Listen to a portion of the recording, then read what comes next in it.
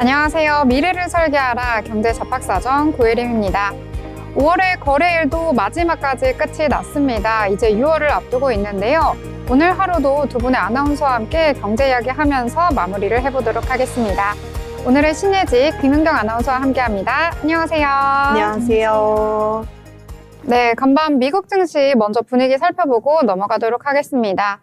뉴욕 증시 같은 경우에는 다시금 관세에 대한 이야기 핫 이슈로 떠오른 것 같습니다. 엔비디아 훈풍이 불어든 가운데 이 관세에 대한 리스크 다시금 떠오르게 되면서 이 투자자들의 위험 회피 심리 강하게 상승한 것으로 나타나고 있는데요. 자, 일단 3대 지수 같은 경우에는 초반의 상승분을 거의 다 반납을 하면서 마감을 했습니다. 그래도 소폭 상승하며 플러스권에서 마감하긴 했는데요. 자세한 내용도 함께 살펴보도록 하겠습니다. 자, 예지 아나운서 전해주시죠. 네, 미증시 마감 시황 전해드립니다. 오늘 3대 지수 모두 빨간불 켠 날이었죠. 오늘 다우존스는 42,000선에서 마감하면서 0.28% 상승한 모습 보여줬습니다. 나스닥 지수 19,725.87로 마감하며 0.39% 상승하는 모습 보였습니다. S&P 500 같은 경우에 5,900선 유지해주면서 0.40% 상승한 모습 보여줬습니다. 자세한 종목별 흐름 히트맵으로 넘어가 살펴보겠습니다. 오늘은 S&P 중심의 상승세가 두드러집니다. 엔비디아의 주가는 138.98달러로 3.25%나 상승하며 장중 다우존스, 나스닥, S&P 500 지수 상승세를 이끌고 있는 모습 보여줬습니다. 반면 같은 시각 애플의 주가는 0.23% 하락하는 모습 보여줬습니다. 업종별로는 기술단이 초록불 켜주는 모습 보여줬습니다. 다음으로 글로벌 이슈 살펴보겠습니다. 뉴욕 증시 3대 지수가 장 초반 기대와 달리 강보합세로 마감했습니다. 연방법원이 도널드 트럼프 대통령의 관세 정책에 제동을 걸었지만 여전히 불확실성이 해소되지 않았다는 우려가 발목을 잡은 것으로 보입니다. 장 초반 기대감에 비하면 다소 아쉬운 결과라는 반응인데요. 이미 아시아장에서 미국 주가지수 선물이 1% 이상 급등하는 모습 보여줬습니다. 28일 정규장 마감 이후 미 연방국제통상법원 재판부가 트럼프 행정부의 상호관세 정책과 캐나다, 멕시코, 중국에 대한 펜타닐 관세 부과를 두고요. 무효 판결을 하자 선물 시장의 기대감이 줄어드는 모습 보였습니다. 하지만 시장 개장 이후 다우지수는 하락 전환하는 모습도 보여줬습니다. 항소심 판결과 대법원 최종 결정까지 약 1년 정도 시간이 소요될 것으로 예상되는데요.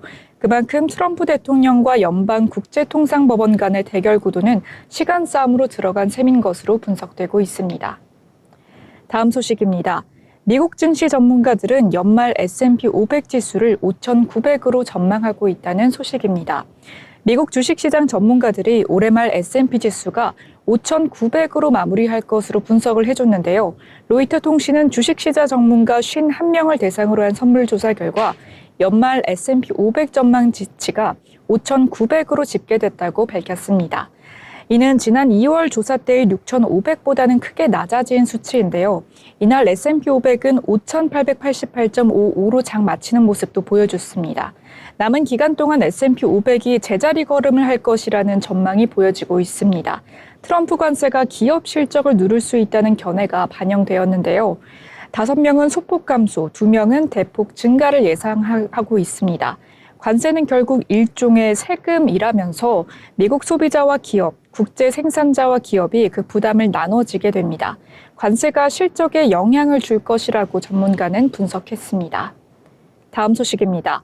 달러 약세로 미국 증시가 횡보할 우려입니다. 중국과 인도로 분산 투자를 나설 때라고 전문가는 추천했는데요. 혁신기술 시장은 미국 주도에서 미중 경쟁 구도로 변화하고 있습니다. 미국 일변도 투자에서 벗어나 중국과 인도로 자산을 분산할 시점이라고 분석해 주셨습니다. 미래에셋증권 전문가에 따르면 미래에셋증권 글로벌 자산 배분 포럼에서 글로벌 자금 흐름이 미국을 떠나서 다양한 지역으로 분산되는 추세라면서 글로벌 자산 운용사인 브록필드가 인도 투자 규모를 300억 달러에서 1,000억 달러로 늘렸다고 말했습니다. 이렇게 3배 이상 늘리는 게 대표적이라고 설명하면서 전문가는 미국 증시가 장기적으로 우상향한다는 믿음이 강하지만 1970년대와 2000년대는 10년 이상 횡보하기도 했다고 전했습니다. 지금도 당시처럼 달러가 약세로 돌아서는 상황이기 때문에 미국 밖에서 수익 기회를 찾을 시점이라고 강조했습니다. 미국 대선 중국과 인도, 업종별로는 방위산업, 원전, 뷰티테크 등으로 자산을 배분해야 한다는 게 전문가의 조언이었습니다. 다음 소식입니다. 미 증시 일제히 상승하는 와중에도 암호화폐는 혼조세를 보였다는 소식입니다. 30일 오전 7시 코인 시장은 한때 비트코인들의 24시간은 0.94% 하락한 10만 달러대를 기록하고 있습니다. 시총 2위의 이더리움은 0.25% 상승한 2,655달러에 거래되는 모습도 보여줬는데요. 시총 4위인 리플은 0.84% 상승한 2.28달러를 기록하는 모습 한때 보여줬습니다. 이날 리플은 최고 2.31달러, 최저 2.26달러 사이에서 거래되고 있는 모습 보여줬는데요. 암호화폐가 혼조세를 보이고 있는 것은 미국 증시가 법원의 트럼프 관세 저지에도 불구하고 소폭 상승에 그쳤기 때문으로 풀이가 되고 있습니다. 그럼 자세한 종목별 이슈 한번 살펴보겠습니다. 전날 호식적을 발표한 엔비디아 주가가 29일 3% 이상 상승 마감하는 모습 보여줬습니다. 엔비디아는 2분기에는 450억 달러의 매출을 예상하고 있는데요. 이는 시장 전문지 매출 459억 달러에 미치지 못한 수준입니다. 한편 엔비디아는 중국 시장에 대한 H20칩 수출 제한이 없었다면 다음 분기 실적 전망치가 약 80억 달러 더 높았을 것이라 항변했는데요. 엔비디아는 중국 시장에 대한 H20칩 수출 제한이 없었다면 더 실적을 높일 수 있었을 것이라고 단언했습니다. AI 칩의 수요가 여전히 강력하다는 의미로 해석되고 있습니다. 다음 애플 소식입니다. 애플이 아이폰과 맥 시리즈에 이어서 셀프 수리 프로그램을 아이패드로 도입하겠다고 밝혔습니다. 이 프로그램은 이용자가 애플 정품 부품이나 도구, 수리 설명서를 활용해서 직접 기기를 수리할 수 있도록 지원하는데요. 이용자가 필요한 부품이나 공구를 주문하면 애플이 판매하거나 대여 형태로 제공할 예정이라고 합니다. 현재 셀프 수리 프로그램은 최근 출시된 아이폰 16E를 포함해 65개 제품을 지원하며 캐나다가 34번째 서비스 제공 국가가 됐습니다. 이 프로그램은 한국과 미국을 비롯한 총 33개국에서 이용할 수 있을 것으로 보입니다. 다음 소식입니다. 29일 미국 CNBC 뉴스 등에 따르면 뉴욕타임즈는 아마존과 인공지능 라이선스 계약을 체결했다고 공식 발표했습니다. 아마존은 뉴스 기사뿐만 아니라 요리와 레시피 사이트인 뉴욕타임즈 쿠킹, 그리고 또 스포츠 전문 매체인 디 애틀레틱의 콘텐츠를 앞으로 이용할 수 있을 것으로 보입니다. 아마존은 뉴욕타임즈 콘텐츠를 자사 AI 모델 훈련뿐 아니라 챗봇 알렉사에도 활용할 예정이라고 합니다. 이용자 질문에 대해 알렉사는 기사 출처와 뉴욕타임즈 웹사이트 링크를 제공할 수 있게 됐습니다. 다음 소식입니다. 국내 게임사들이 구글과 애플의 앱마켓 수수료 정책에 정면으로 맞서기 시작했습니다. 그간 수면 아래에 있던 불만이 점차 조직화되면서 플랫폼 독점 구조에 대한 게임업계의 반격이 본격화되고 있다는 분석입니다. 플랫폼 독점 구조에 대한 이런 반격, 워터피플 인앱 결제를 피해서 공동대응 사무국은 29일 집단 조정에 신청한 국내 게임사가 무려 100곳을 넘어섰다고 밝혔습니다. 이번 조정은 구글과 애플에 지급한 인앱 결제 수수료 30% 중 20% 이상의 수수료를 돌려받는 것을 목표로 하고 있습니다. 지난 26일에는 국내 한 중견 게임사와 출판업계 단체들이 인앱 결제로 발생한 손해를 배상하라며 미국 연방법원이 애플을 상대로 집단 소송을 제기한 바 있습니다. 이 게임사는 구글을 상대로도 같은 취지의 소송을 제기했는데요. 정치권도 움직이기 시작했습니다. 국회 과학기술정보방송통신위원장을 맡고 있는 최민혜 더불어민주당 의원은 26일 구글과 애플 등 앱마켓 사업자의 영업 보복을 금지하는 전기통신사업법 개정안을 대폭 발의했습니다. 이렇게 미증시부터 개별 종목 이슈까지 한번 살펴봤는데요. 전문가에 따르면 기술주 이익은 여전히 견조할 것이라고 분석해줬습니다. 기술주는 앞으로 변동성이 크지만 하락 시의 장기적 관점에서 매수 기회로 활용해야 된다고 평가해 주셨는데요. 반면 일각에선 다우지수 상승률이 S&P 500 상승률을 웃돌 것이라고 전망하며 다우지수는 산업 비중이 높고 기술주 쏠림도 덜하다고 밝혔습니다. 지금까지 미증시 마감 시황 전해드렸습니다. 네, 미증시 전체적으로 잘 살펴주셨습니다. 특히 미국 증시에서 가장 큰 화두로 떠오른 것은 바로 이 관세에 대한 이야기가 아닐까 싶은데요. 자, 일단 어제 방송에서 전해드렸었는데 이 미국의 연방항소법원이요. 항소심 판결 때까지 이 트럼프 대통령의 상호관세 부과 일단은 일시 정지를 하는 걸 판결을 내렸었는데 다시 어제장에서는 이를 다시 복원하는 결정을 내렸다라고 번복하는 내용을 내놨습니다. 하루 만에 관세 무효 조치 번복이 되게 되면서 이 시장에서는 관세와 관련해서 여러 가지 리스크를 떠안게 됐다라고 평가가 나오고 있는데요. 이 트럼프 행정부가 1심의 재판부에 불복을 해서 긴급 제출한 판결 효력 정지 요청을 받아들였다라고 볼 수가 있겠습니다. 불확실성도 계속해서 커지고 있는 가운데 일단은 많은 분들이 4월에 PC 물가 지수에 주목을 하고 있습니다. 이 내용 확인을 해보시면서 이 하반기에 또 연준에서 금리 인하를 할 수 있을지 이 부분에 대한 가능성 함께 체크를 해보시면 좋을 것 같습니다.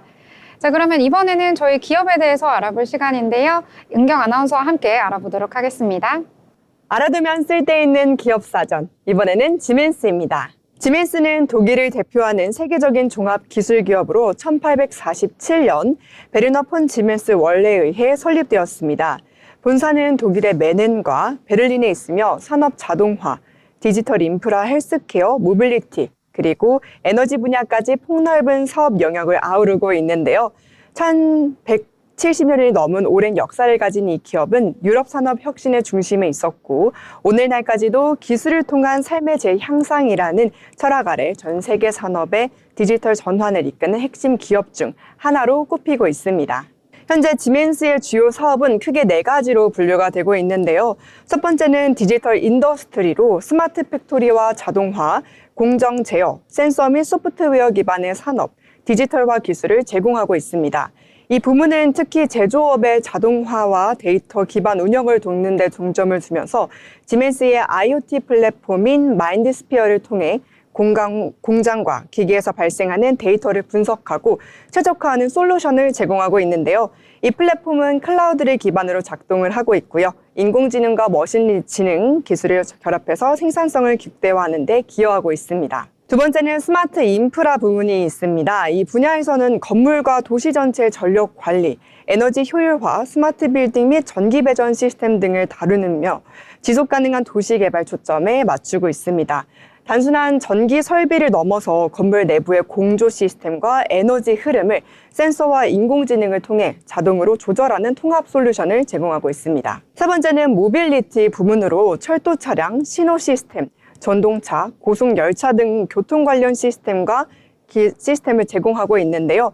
유럽 고속열차 시스템이 ICE를 포함해서 다양한 도시의 지하철, 경전철, 신호 제어 시스템 등의 지멘스의 기술이 적용되어 있는데 스마트한 교통의 흐름과 지속 가능한 교통 인프라 구축을 목표로 하고 있습니다. 최근에는 자율주행 기술과 철도화된 철도 시스템에도 투자를 확대하고 있습니다. 네 번째는 지멘스 헬스 니어스입니다.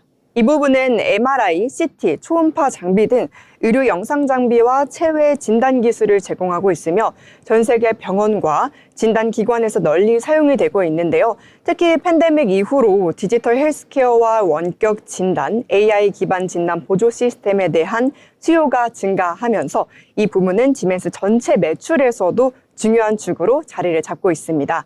지멘스는 단순히 장비만 판매하는 게 아니라요. 데이터 기반의 진단 솔루션과 병원 운영, 효율화를 위한 통합 시스템도 함께 제공하고 있습니다. 한편 에너지 부분은 2020년에 지멘스 에너지라는 별도의 회사로 분사되었는데요.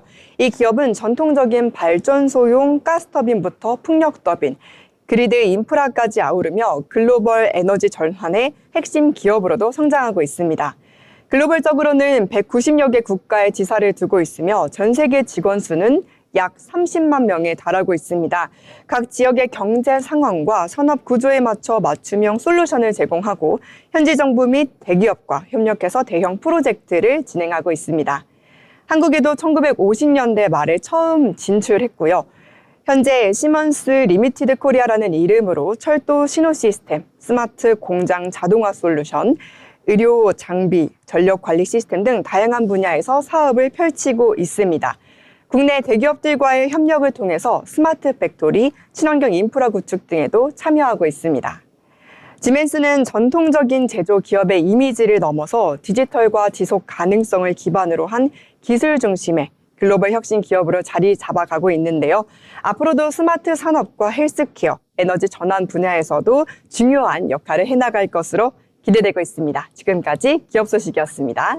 네, 지멘스에 대해서 저희 자세하게 알아봤습니다. 자, 그러면 이번에는 저희 뉴스에서 경제 이슈들 함께 살펴보려고 하는데요. 어떤 내용들 좀 준비하셨을까요? 네, 오늘 신문에서 발췌된 기사를 전해드리는 뉴스 브리핑 시간입니다. 먼저 DS투자증권의 분석으로 가져와 봤는데요. 삼성중공업이 호조세를 받고 있습니다. 목표 주가가 올라가고 있는데요. DS투자증권은 30일 삼성중공업의 하반기 수주가 크게 늘어날 것으로 예상하며 목표가를 기존 2만 원에서 2만 4천 원으로 상향했습니다. 전문가에 따르면 하반기 수주 모멘텀이 폭발적인 수준이라고 분석했습니다. 전문가에 따르면 사측은 여름부터 미국발 LNG선이 향후 2년 동안 170적 발주될 것으로 예상 중인데 한국 조선소가 대부분 수주할 것으로 보이기 때문에 액화 천연가스 선을 포함할 상선 성가는 상승하겠다고 설명했습니다. 또 미국이 중국 선박에 대해 항만 수수료를 부과해 한국과 중국의 선가 차이가 확산된 전망이라고 말했습니다. 연구원은 삼성전자는 동사 지분 15.2%를 보유 중인데 사이클 회복기와 피크기 중간 단계 매각이 현실적이라면서 지금보다 시총이 더 오르면 매수자 입장에서도 부담이 될 것이라고 설명했습니다. 이어 삼성생명이 보유한 삼성전자 지분과의 스왑은 법적으로 불가능해서 외부 매각만 가능하다고 설명해 주셨는데요. 국내 빅2 중 한 곳이 인수하려면 독점 우려로 일부 사업을 매각해야 할 수도 있다고 설명했습니다. 다음 소식입니다. 도널드 트럼프 미국 대통령의 상호 관세 정책을 중단하는 법원 판결이 하루 만에 효력을 잃었습니다. 하지만 시장은 크게 동요하지 않았는데요. 트럼프 행정부가 어떤 형태로든 관세 정책을 계속할 것이라고 보는 분위기입니다. 트럼프 행정부가 어떤 행정태로든 관세 정책을 계속한다면 법원이 문제 삼은 대목은 트럼프 대통령이 상호 관세 부과의 법적 근거로 활용한 비상경제권한법입니다. 다만 월가는 입하가 아니더라도 무역법 122조 등 다른 법적 근거를 활용해 관세 정책을 추진할 수 있다는 분석을 내놨습니다. 시장은 크게 반응하진 않았는데요. 항소법원이 결정이 보도된 직후 S&P 500은 약 5%포인트가량 하락하는 데 그쳤습니다. 투자자들은 이미 백악관이 무역법 232조나 301조 등 다른 법적 근거를 활용해 관세 정책을 이어갈 것이라고 관측했기 때문입니다. 더욱이 관세 정책이 지속되더라도 지난달처럼 고강도의 관세 폭탄을 떨어뜨리는 일은 없을 것이란 전망도 뒷받침되었습니다. 다음 소식 암호화폐 소식입니다. 세계 각국이 제도화에 나서며 디지털 자산의 실사용 가능성과 시장 편입을 적극 검토하는 가운데 특히 스테이블 코인이 실물 경제와 금융 시스템을 잇는 연결고리로 재조명받고 있습니다. 싱가포르는 지난해부터 스테이블 코인 발행과 유통에 대한 규제 가이드라인을 본격 시행 중입니다. 특히 통화청 주도로 스테이블 코인 발행에 대한 프레임워크를 확장해서 신뢰성 확보를 이어가고 있는데요. 일본은 명확한 규제 기반 은행 중심으로 스테이블 코인 상용화를 시도하며 안정성 중심의 프레임을 구축하고 있습니다. 이유는 2023년 발효된 미가 규정을 통해 스테이블 코인을 공식 제도권으로 편입시키는 모습 보여주고 있습니다. 민간 기업의 발행도 허가되지 않았습니다. 한국은 민간 기업의 발행도 허가되지 않으면서 아쉬운 모습 보여주고 있는데요. 명확한 규제 체제가 필요해 보입니다. 전문가에 따르면 글로벌 기업들은 스테이블 코인을 실물 경제에 적극 도입해서 실사용 기반을 빠르게 확장하고 있는 한편 국내는 민간 주도의 실험조차 아직 어려운 선규제 후 시장 구조에 머물러 있다며 스테이블 코인 발행에 대한 명확한 가이드라인은 물론 법적 지위와 인가 절차 역시 불분명한 상황이라고 지적했습니다. 다음 소식입니다. 밸류업에 대한 의지는 하나금융지주 역시 돋보입니다. 함영주 하나금융그룹 회장은 지난 2월 국내 금융지주 최고 경영자 중에서는 최초로 밸류업 의지를 담은 인터뷰 영상을 공개했습니다. 밸류업 정책을 강화해 PBR을 한 배로 끌어올리고 저평가된 주가를 회복시킬 것이라고 말했습니다. 30일 금융투자업계에 따르면 전일 국내 증시에서 KB금융과 하나금융지주, 신한지주, 의리금융지주 등 4대 금융지주 모두 연중 최고가를 기록하는 모습 보여줬습니다. 금융지주 주가가 상승한 것은 올해 실적 개선과 신정부의 주가 부양 의지, 각사 밸류업 정책 강화 등에 대한 기대감이 복합적으로 작용한 것으로 풀이가 됩니다. 4대 금융의 올해 1분기 당기 순이익은 4조 원대로 1분기 기준 사상 최고를 보였습니다. 작년 1분기 대비 16.8% 증가한 수치인데요. 실적 개선을 바탕으로 각사는 더 적극적인 밸류업 정책을 펼치고 있습니다. 전문가에 따르면 24년 이후 은행주 주가 상승은 50%를 상회하고 있음에도 불구하고 현 은행의 평균 PBR은 0.45배에 불과하다면서 의미 있는 주주 완화 확대 추세가 지속될 경우 주가는 추가로 상승할 수 있을 것이다 라고 분석해 주셨습니다. 다음 소식입니다. 미국 증시 상장 기업들의 가상자산 매입 전략이 유행처럼 번지고 있습니다. 비트코인 매입 전략으로 주가가 2,400% 가까이 오른 스트래티지의 매입 전략을 따라하는 후발 주자들이 늘어났기 때문입니다. 도널드 트럼프 대통령 당선 이후 미국의 가상자산 친화 정책이 속도를 낸 것도 영향을 미쳤습니다. 28일 미국 나스닥 상장 에너지 솔루션 기업인 비보파워는 XRP 위주의 가상자산 비축 전략을 위해 주식 3호 발행으로 1억 2,100만 달러를 조달했다고 발표했습니다. 이 기업은 원래 전기차, 태양광 등 친환경 에너지 프로젝트를 구축하는 사업을 하고 있었는데요. 이더리움과 솔라나 등을 비축하는 움직임도 나타나고 있습니다. 지난 27일에는 나스닥 상장 스포츠 베팅 플랫폼 기업인 샤프링크가 약 4억대를 투자해 총 12만 개의 이더리움을 보유할 계획으로 발표했습니다. 지난달 7일에는 나스닥 상장사인 제노버의 조셉 오노라티 최고 경영자가 CNBC와의 인터뷰를 통해 회사의 주요 전략 자산으로 솔라나를 비축할 것이라고 밝혔는데요. 우리는 솔라나를 즉시 매수할 계획이라고도 말했습니다. 제노버는 이미 솔라나 비축을 위해 크라켄, 판테라 캐피털 등 다수의 투자자로부터 4,200만 달러를 조달했습니다. 지금까지 뉴스 브리핑 전해드렸습니다. 네, 여러 가지 뉴스들 정리를 잘 해주셨습니다. 특히 금융지주 같은 경우에는 어제장에서도 줄줄이 52주 신고가 경신하는 모습 보여줬는데요. 이 금융지주사 같은 경우에는 상법 개정안에 대한 기대감으로 상승을 했다라고 보실 수가 있겠고요. 또 신정부에 들어섰을 때 여러 가지 부양책과 더불어서 여야가 입모아서 자본시장을 활성화하겠다라는 의지와 함께 주주 환원에 대한 기대감까지 모이고 있습니다. 이러한 부분 투자하실 때 참고하시면 좋을 것 같습니다. 더불어 본 방송에서 제공하는 정보는 투자 판단을 위한 조언일 뿐 해당 종목의 가치, 상승과 하락에 대해서는 보장하지 않습니다.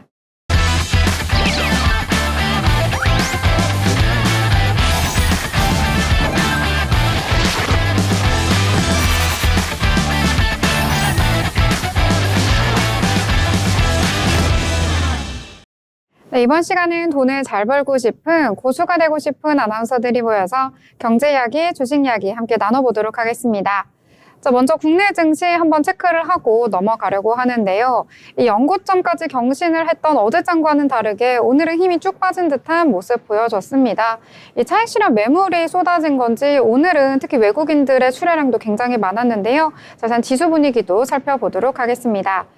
먼저 코스피 지수 같은 경우에는 전거래일 대비 0.84% 하락하면서 마감했습니다. 결국에는 2,700선 붕괴되는 모습 나타나면서요. 이 장중에 계속해서 낙폭이 확대되는 모습 확인을 하실 수가 있겠고요. 수급적인 측면에서 살펴보더라도 오늘 외국인과 기관 쌍끌이 매도가 나왔다라고 보실 수가 있겠습니다. 어제는 매수 포지션 잡았는데 하루 만에 정반대의 포지션을 잡았고요. 특히 외국인 같은 경우에는 이 관세에 대한 리스크와 불확실성 때문인지 6천억 원 넘게 매도 우위를 보였다라고 보실 수가 있겠습니다. 기관 같은 경우에 물량이 크진 않는데요. 160원가량 매도 우위 보였다라고 보실 수가 있겠고요. 이 코스닥 시장 살펴보더라도 역시 분위기는 좋지가 않습니다. 이 장중에 플러스권으로 전환을 하려는 의지를 보이긴 했었는데요. 오후장에 다시금 이 마이너스권으로 전환이 되면서 결국에는 약보합선에서 마감을 했습니다. 전거래일 대비 0.26% 하락하면서 734선에서 거래를 마쳤는데요. 역시 코스닥 시장에서도 외국인은 매도, 기관은 매수 포지션 잡았고 물량은 그다지 크지 않았다라고 보시면 될 것 같습니다. 이 시가총액 상단에 위치한 종목들도 확인을 해보시면은요, 이 전체적으로 파란불이 더 많이 보였던 시장이다라고 볼 수가 있겠는데요. 일단 코스피 시장에서는 반도체 투톱 엇갈린 흐름 보여줬습니다. 이 삼성전자는 그래도 강보합선에서 마감했고요. SK하이닉스 3% 넘게 떨어졌다라고 보실 수가 있겠고요. 어제 강세를 보였었던 자동차주 같은 경우에는 오늘 다시금 2%대 현대차 하락, 기아도 1%, 3% 넘게 하락하는 모습을 보였다라고 보실 수가 있을 것 같습니다. 특히 코스닥 같은 경우에는요, 전체적으로 파란불이 많이 보이는 모습 나타나줬는데요. 그래도 코스닥에서 그나마 선방을 해준 것은 바로 제약바이오주가 아닐까 싶습니다. 일부 종목들 같은 경우에는요, 아스코가 다가오면서 이 투자 심리가 자극되는 모습 나타나줬는데요. 일부 종목들에 한한다는 점 체크해보시면 좋을 것 같습니다. 자, 그러면 오늘 장에서 여러 가지 내용들 다뤄볼 수 있을 것 같은데요. 하나 차근씩 살펴보도록 하겠습니다.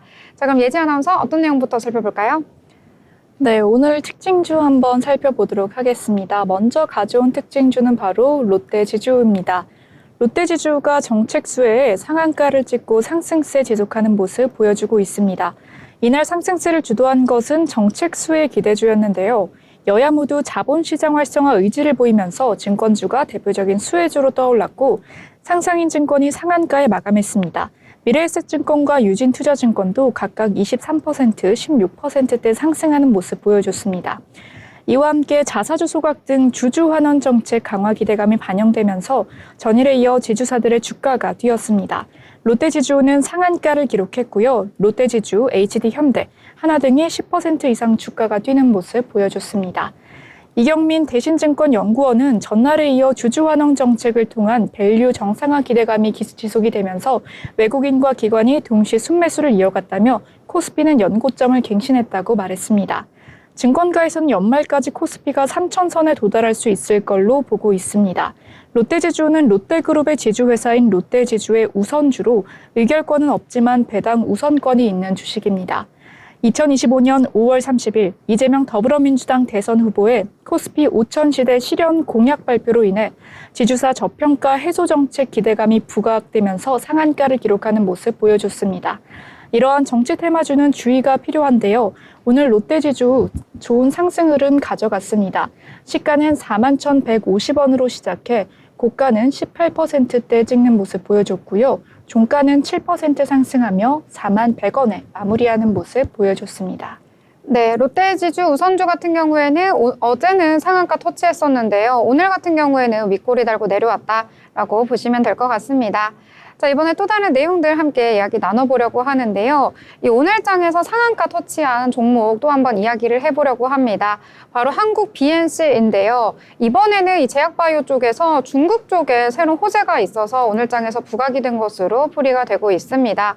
이하 히알루로산 필러 큐젤이 NMPA 품목에서 허가를 받았다라고 소식이 전해지면서 오늘 장에서 강세 보인 것으로 풀이가 되고 있습니다. 네, 일단 국내 최초로 안면보용 히알루론산 필러의 풀 라인업을 구축하고 있는 이 한국 BNC, 이 중국판 FDA로 불리는 이 국가약품감독관리국, 즉 NMPA 품목에서 허가를 받았다라는 소식인 건데요. 오늘 공시가 나왔습니다.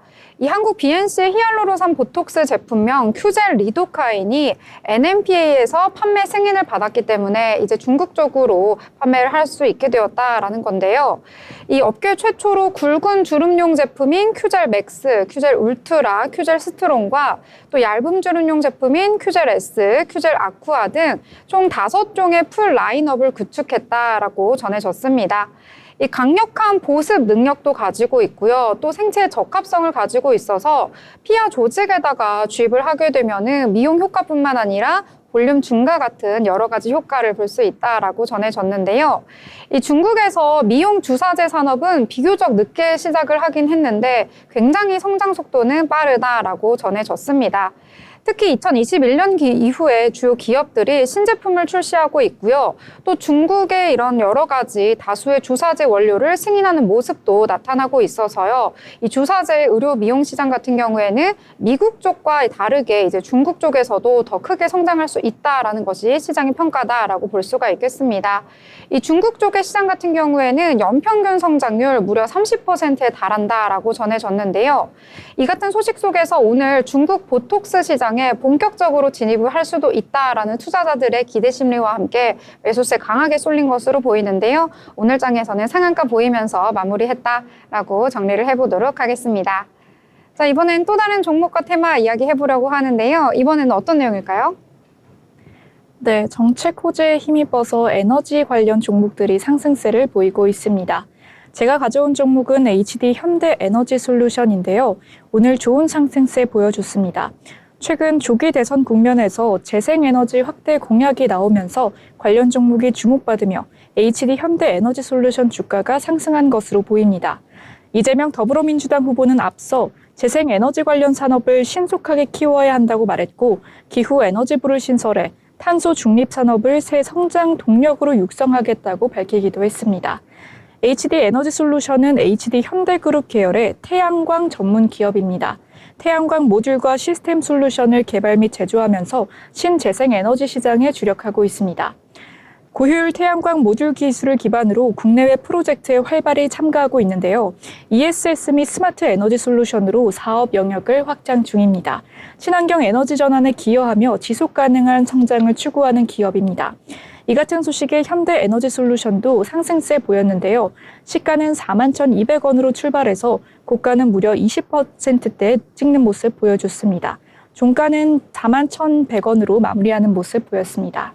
네, 오후 2시에 VI가 발동될 정도로 급등하는 모습 보였는데요. 오늘 장에서 풍력과 태양광 여러 가지로 호재 속에서 강한 상승 보여준 것으로 풀이가 되고 있습니다. 어제 이재명 대선 후보가요, 이 기후 에너지부를 신설하겠다라고 밝히면서 국내에 특히 태양광 설치의 증가 기대감 더욱더 커지고 있다라고 볼 수가 있겠는데요. 앞으로 정책과 더불어서 모멘텀 가지고 있으니까 이 부분도 체크해 보시면 좋을 것 같습니다. 자, 이번엔 또 다른 테마 한번 이야기해 보려고 하는데요. 오늘 이 테마 같은 경우에는 전체적인 건 아니고 일부 종목이 상승을 해서 이야기를 해 보려고 합니다. 바로 우주항공산업부에서 정부가 스페이스 X 위넷 위성통신 서비스를 국내 공급하는 것을 협정하는 데 승인을 했다라는 소식이 전해진 건데요. 이 과학기술정보통신부가 스타링크 코리아가 스페이스 X와 체결한 국경 간 공급 협정, 그리고 하나시스템, KT셋이 유텔세렌업과 각각 체결한 국경 간 공급 협정 등 이 여러 가지 3건의 협정을 모두 승인을 했다라고 전해졌습니다.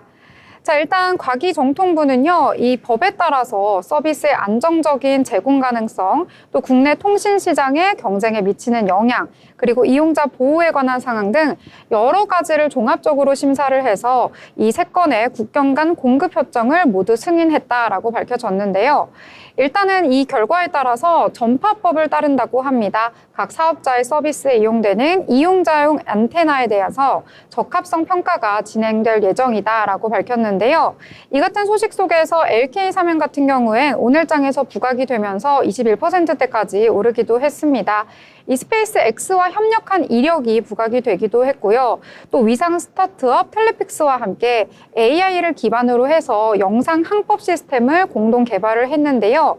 이 기술이 적용된 차세대 별 추적기는 오는 6월에 스페이스 X 펠컨 9 로켓에 실려서 우주로 발사될 예정이다라는 내용까지 함께 전해졌고요. 인텔리안테크는 7%대 강세 속에서 마감을 했다라고 보시면 될 것 같습니다. 자, 그럼 이번에는 인물에 대해서 저희 살펴볼 시간인데요. 오늘도 어떤 인물일지 참 궁금합니다. 자, 인경 아나운서 어떤 인물일까요? 네, 오늘의 인물 노그 박현주 회장입니다. 박현주 회장은 한국 자본시장을 대표하는 혁신적인 금융인으로 미래에셋그룹 초대 회장인데요. 저쪽에서 투자로 우리나라 금융의 흐름을 바꾼 인물입니다. 국내 증권업계 최연소 지점장, 국내 증권업계 최연소 임원, 국내 최초 자산운용사 설립으로 국내 1호 뮤추얼 펀드 출시, 국내 자산운용사 최초 해외 진출 등의 최초 기록 등을 가지고 있습니다. 박현주 회장은 미래에셋 그룹을 창립하고 국내 금융투자 문화를 획기적으로 변화시킨 인물인데요. 그는 1958년 전라남도 광주에서 태어나 자라면서 검소하고 절제된 가정 환경에서 성장했습니다. 대학 재학 중에는 부모님이 보내주신 생활비 중에 일부를 주식에 투자를 하면서 이로 인해 금융시장에 대한 관심을 키워나갈 수 있었고요. 이 경험은 훗날 자산운용사를 창업하는 장기 투자 철학을 세우는 데 큰 영향을 주게 되었습니다. 1986년 박 회장은 동양증권에 입사를 하면서 본격적인 증권업계 경력을 시작합니다. 입사 초기부터 남다른 열정과 성과로 인정을 받았고요. 곧 한신증권으로 이직하면서 전국 최연소 지점장에 오르며 업계의 주목을 받았습니다. 특히 고객과의 신뢰를 중시한 영업 방식과 미래를 보는 감각으로 뛰어난 실적을 만들어냈고, 이어 동원증권과 중앙지점과 압구정 지점에서도 지점장을 맡으면서 두 지점 모두 전국 1등 지점으로 만들어냈습니다.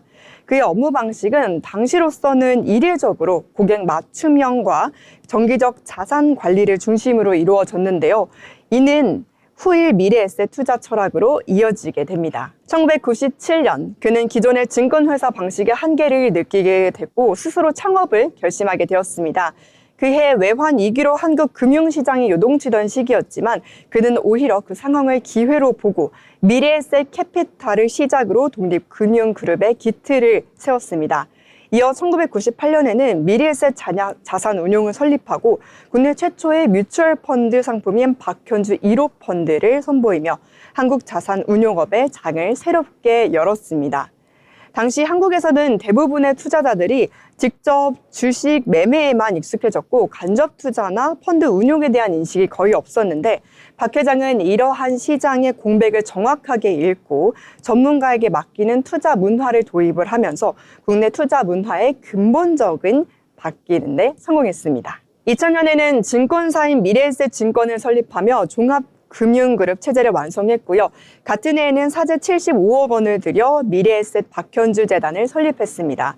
이 재단은 장학금 지급, 청소년 해외 문화 체험, 금융교육 등 다양한 사회공헌 활동을 꾸준히 이어오고 있으면서 박 회장은 부자는 사회에 기여해야 한다라는 철칙을 바탕으로 기업가 정신을 실천하고 있습니다. 박 회장의 또 다른 강점은 글로벌 전략입니다. 2003년에는 미래에셋 자산운용 홍콩 법인을 시작으로 미국, 캐나다, 인도, 브라질 등지로 자산운용 네트워크를 넓혀 나갔는데요. 그는 일찍이 한국은 작고 고령화 사회가 될 것으로 한국에서만 투자해서는 미래가 없다라는 문제의식을 갖고 있었습니다. 이를 바탕으로 글로벌 자산 분산 투자를 추진을 했는데요. 실제로 미래에셋 자산운용은 국내 금융사 중 가장 먼저 해외 부동산, 글로벌 ETF, 외국 기업, 채권 등의 투자를 확대하며 글로벌 자산운용사로 자리매김하게 되었습니다. 2015년에는 국내 증권사 중 규모가 가장 컸던 대우증권을 인수하면서 미래에셋 대우를 출범시켰습니다. 이를 통해 미래에셋은 국내 최대 규모의 종합증권사로 성장을 하였고요. 브로커리지 중심이던 기존 증권사들과는 달리 운용 능력과 리서치, 글로벌 네트워크에 기반한 투자형 금융사 모델을 실현해 나갔습니다. 박현주 회장은 오랜 시간 동안 고객 중심과 장기 투자라는 철학을 강조해 왔는데요.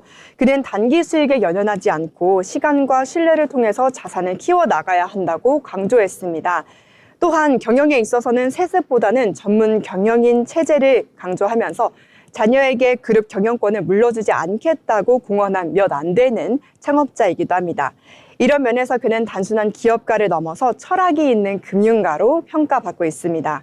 최근에는 AI, 바이오, 뷰티테크, 헬스케어 등 미래성장 산업에 관심을 높이고 있고요. 기존 금융업 외에도 장기 성장성이 있는 영역으로 투자를 확대해 나가고 있습니다. 또한 여수 경도 해양 관광단지 개발 프로젝트를 추진하면서 관광, 레저 산업을 진출해서도 나서고 있습니다. 이는 금융과 실물 경제 간의 시너지를 통한 미래 성장 동력 확보 전략으로도 볼 수 있는데요. 요약해 보자면 박현주 회장은 증권맨에서 자산운용 개척자, 그리고 글로벌 금융그룹의 창업자, 철학 있는 경영자로 성장한 인물입니다. 그는 한국 금융의 틀을 바꾸었고요. 고객 신뢰와 장기적 안목을 바탕으로 국내외 자본시장에서도 지속적인 혁신을 이끌고 있습니다. 그의 철학과 전략은 오늘날 미래에셋그룹의 성장과 미래 비전을 이끄는 핵심 기반이 되고 있으면서 여전히 그는 시장을 꿰뚫는 날카로운 통찰력으로 새로운 미래를 그려가고 있습니다. 지금까지 인물에 대해 알아봤습니다. 네, 이렇게 박현주 회장까지 인물 함께 알아봤습니다. 자, 이번에는 리포트에 대해서 저희 또 분석하는 시간이죠. 오늘은 어떤 내용 준비하셨을까요? 네, 복잡한 리포트를 알기 쉽게 풀어드리는 투자 리포트 시간입니다. 오늘은 네이버와 관련된 투자 리포트 가져와 봤는데요. 유안타 증권의 이창영, 조혜빈 애널리스트가 가져온 리포트입니다. 이제까지 오랜 기간 구글 검색과 유튜브, 그리고 챗 GPT 등 사용시간 폭증에도 네이버 검색 및 검색 매출이 견조한 성장을 한 이유, 바로 다음과 같습니다. 처음은 구글 검색과 유튜브, 챗 GPT가 줄 수 없는 이 네이버만의 차별화된 검색 콘텐츠라고 할 수 있을 것 같습니다. 다음으로 챗 GPT보다 우월한 검색 결과에 대한 신뢰도가 있겠죠. 세 번째로 UCC 검색 중심으로 네이버 플랫폼 내 체류 시간이 증가했다는 점입니다. 마지막으로 30년 이상 네이버 검색에 길들여진 정답을 스스로 찾아가는 발견 검색이 한국인의 오래된 검색 습관이 됐기 때문입니다. 향후에도 챗 GPT 등 AI 검색 사용량은 당연히 증가하겠지만 이러한 AI 검색 사용량의 증가가 일정 부분 네이버의 트래픽을 대처할 수도 있겠습니다. 하지만 이와는 별도로 네이버 검색도 사용량 및 매출액이 증가할 수 있다는 의견 주셨습니다. 더 자세히 알아볼까요? 2025년 1분기는 연초부터 탄핵 정국에 따른 내수 부진, 관세 전쟁에 따른 수출 감소로 한국, 미국 모두 마이너스 GDP 성장률을 기록했습니다. 그러나 AI를 광고 매출에 도입한 한국의 네이버와 미국의 구글, 그리고 메타는 2025년 1분기 각각 12%와 8% 그리고 16%대의 높은 광고 매출 성장률을 기록했습니다. 기간을 좀 더 길게 하여 2024년 연간으로 비교하더라도 이들 세 기업은 높은 폭으로 상승한 모습 보여줬습니다. 네이버 검색 사용량이 감소하지 않는 또 하나의 이유, 바로 AI 검색과 같이 질문 후에 곧바로 나오는 검색이 아닌 본인이 직접 정답을 찾고 싶어 하는 걸 발견 검색이라고 하는데 이것이 한국인의 검색 습관으로 오랜 시간 고착되어 있다는 평가입니다. 날씨나 주가, 환율 등 정답이 있는 지식 그리고 정보인 경우도 있지만 주변 맛집이나 쇼핑 정보처럼 주관적 판단에 의해 구하는 지식이나 정보는 챗 GPT에서보다는 네이버의 검색이 더 적합하다고 볼 수 있겠습니다. 나에게 맞는 맛집이나 쇼핑의 정답은 사실 본인이 여러 대안을 찾는 과정 속에서 발견하는 것이라 볼 수 있겠는데요. 이런 것을 바로 발견 검색이라고 부른다고 합니다. AI가 일반적으로 추천해준 정답은 질문자 개인의 주관적인 성향에 따라서 정답인지도 불분명할 뿐 아니라 본인 스스로 정답을 찾아가는 즐거움을 더 느낀다고 합니다. 이 때문에 실제로 챗 GPT 출시 이후에 네이버 검색에 광고, 쇼핑 관련된 쿼리 등은 오히려 계속 증가하는 모습 보여줬고요. 의외로 지식 영역의 쿼리들도 전년보다 상승했다고 알려져 있습니다. 2024년 스팀에서 최고 매출을 기록한 12개의 게임 중에 10개 게임이 오랜 과거에 개발되어 이제는 레전드가 된 IP를 기반으로 한 게임들이 차지하고 있습니다. 네이버에 이어서 게임 관련 소식들도 한번 들고 와 봤는데요. 오래된 IP 기반의 게임들이 현재에도 그리고 미래에도 흥행 가능성이 높은 이유는 다음과 같겠습니다. 처음으로 오래된 IP 게임들은 이미 확고한 팬층과 검증된 게임성을 가지고 있다고 할 수 있겠고요. 다른 시리즈가 출시되더라도 IP 대비 상대적으로 거부감 없이 자연스럽게 진입하고 또 구매할 수 있을 것으로 보입니다. 다음으로 한 해에도 수백만의 새로운 게임이 나오는 이런 시장에서 신규 IP가 스스로의 존재를 사용자에게 알리기란 현실적으로 매우 어려운 상황으로 평가되고 있습니다. 최근에 카카오는 AI로 대체 가능한 직무는 가급적 신규 채용을 제한한다는 방침까지 공개했습니다. 대표적인 분야가 바로 소프트웨어 개발 직무로 실제 AI를 활용해 업무 효율성이 높아지는 직무들입니다. 게임 회사들은 신규 채용 제한뿐만 아니라 인력 효율화를 명목으로 명예퇴직, 자회사 분산 배치 등 인력 감축을 일찍이부터 진행을 해왔는데요. 특히 개인 기업에는 대체 가능성이 더 높을 수 있기 때문으로 보입니다. 25년 1분기 크래프톤, 넷마블, NC소프트, 시프트업, 컴투스 5개 기업의 인원수는 23년 연말 대비 약 6% 감소하는 모습 보여줬습니다. 그런데 중요한 점은 같은 기간 상기 5개사 매출액은 12% 증가하면서 1인당 매출액이 20% 증가하는 모습 보여줬습니다. 25년 하반기 플랫폼의 탑픽을 추천을 해주셨는데요. 바로 네이버 게임 탑픽에서는 NC소프트, 크래프톤입니다. 우선 네이버의 인기 요소로는 AI에 의한 광고, 커머스 성장이 지속될 것이란 분석, 그리고 플러스 스토어 수수료의 증가 효과가 본격화될 것으로 전망해 주셨습니다. AI 검색 개편과 AI 에이전트 출시 등으로 이 AI 디스카운트를 해소할 것으로 보입니다. 다음 추천 종목은 바로 NC소프트인데요. NC소프트는 믿고 살 수 있는 아이온2의 IP를 가지고 있다는 큰 강점을 가지고 있고요. 다음으로 인원 감축에 의한 효율적 비용 구조가 개선이 될 것으로 보입니다. 다음으로 현금 부동산 수준의 극단적인 저평가인 크래프톤 상황을 완만히 해결할 수 있을 것으로 보입니다. 다음 추천해 주신 종목은 바로 크래프톤인데요. 퍼그 IP의 글로벌 사용자가 크고 매출이 증가하고 있다는 점입니다. 다음으로 어비스 오브 던전, 서브노티카2 등 글로벌 IP 신작을 론칭해서 인조이 무료 DLC 통한 반등 기대감을 엿볼 수 있겠습니다. 네이버의 유튜브 1인당 사용시간은 2020년 59분에서 2025년 139분으로 무려 136% 증가한 모습 보여줬습니다. 2020년에 네이버 광고 매출액 역시 3조 원대에서 2024년 5조 원대로 44% 증가한 모습 보여줬습니다. 애드버스트 등의 AI 활용을 해서 기존 대비 광고 클릭률을 2배 증가시켰고 체류 시간 증가 등 역시 광고 효율성의 증가를 보였습니다.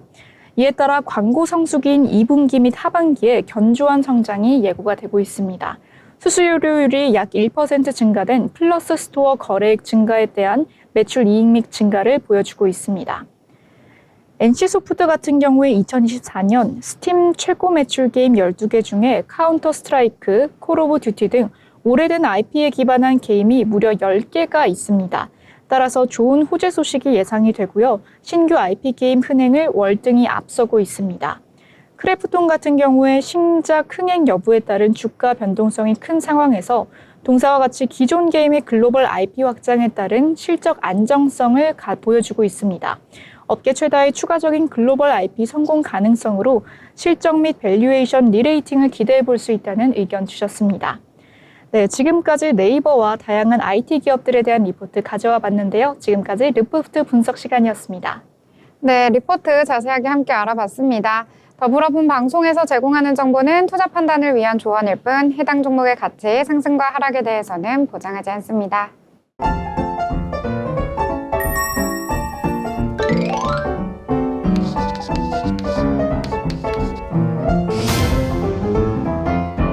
네, 오늘 장에 대해서 다양한 이야기들 나눠봤습니다. 오늘 장 같은 경우에는 좀 약세로 마무리되는 느낌이 있어서 좀 아쉬운 면도 있는데요. 자, 그러면 정리를 한번 해보도록 하겠습니다. 자, 은경 아나운서 오늘 다양한 이야기 알려주셨는데요. 어떻게 마무리를 해볼까요? 네, 오늘 장 좋지가 않았습니다. 하지만 제가 소개해드린 박현주 회장처럼 일희일비하지 않고 장기 투자로 여러분들이 쭉 꾸준히 이어나가시면 좋을 것 같습니다. 네, 듣고 보니까 장투파라고 들었는데요. 역시 장기 투자 추천하는 멘트로 마무리해 주셨습니다. 자, 그러면 이번엔 예지 아나운서 오늘 어떻게 마무리를 좀 해볼까요? 네, 법원발로 관세가 혼동했는데도 불구하고 시장은 이제 덤덤했습니다. 반복된 관세 정책 때문에 피로감도 느끼셨을 텐데요. 조금 더 인내심을 가지고 하반기 맞이해 보시면 오늘장처럼 이렇게 빨간불 켜는 날들 더 많아질 거라 생각합니다. 네, 빨간불 켜는 날 앞으로도 더 기대를 해보도록 하겠습니다. 자, 5월 방송은 여기서 저희 마무리 짓도록 하겠습니다. 저희는 6월 방송으로 다시 찾아뵙도록 하겠습니다.